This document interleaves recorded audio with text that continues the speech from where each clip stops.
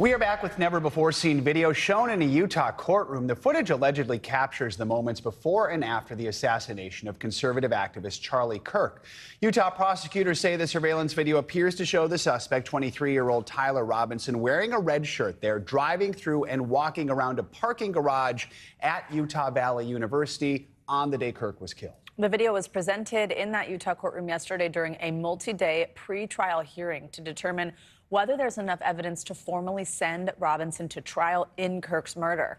During testimony, investigators claimed Robinson returned to campus multiple times. They say this video from later that morning appears to show him returning to the same parking garage in a different outfit and walking with a stiff limp. Authorities allege he was hiding the rifle used to shoot Kirk in his pant leg. Robinson has not yet entered a plea. NBC News legal analyst Misty Marris has been following the developments for us, joins us with the latest. Let's talk about these new videos. Why are they important? They're so important specifically for a timeline. Now we're seeing all of this video footage, not just of Robinson, but also of the vehicle that investigators say that he was brought to the campus. And it's putting together that he arrived well before the shooting to the campus and then left, returned.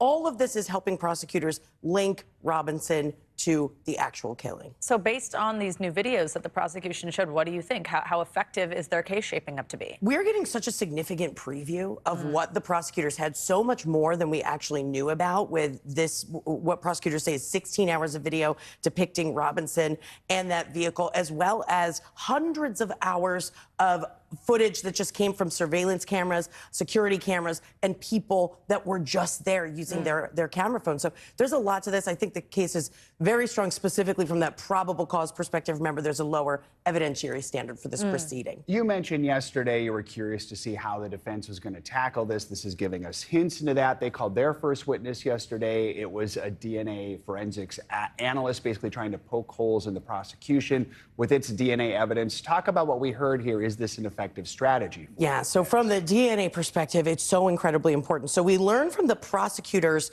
witness who was on the stand, testified about DNA, that there was the towel. Remember, this towel was found wrapped around the rifle that they say is the murder weapon, a screwdriver.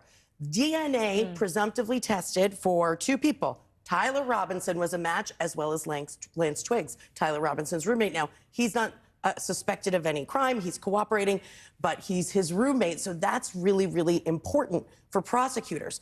Now, what did the defense do? They brought a witness on the stand who tried to say, well, this isn't conclusive. How reliable is it? And what I found interesting, prosecutors were getting really frustrated yesterday during this exchange.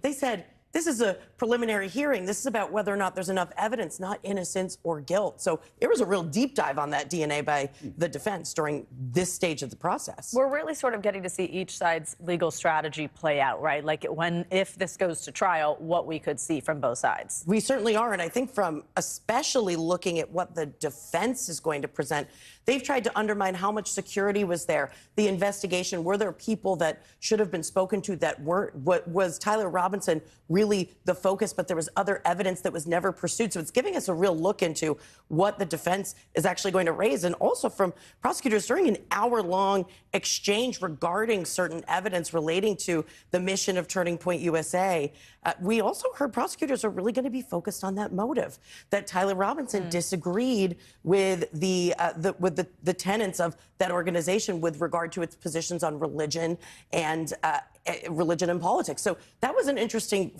foresight into what we could see at trial. Real quickly, walk us through here what happens next. So if the judge determines that there's probable cause, which my opinion I think is very likely, the next step will be an arraignment, and then Tyler Robinson will enter his plea. At that point, we'll be on the road to trial. All right, Misty Marris, good to have you with us. Thank you.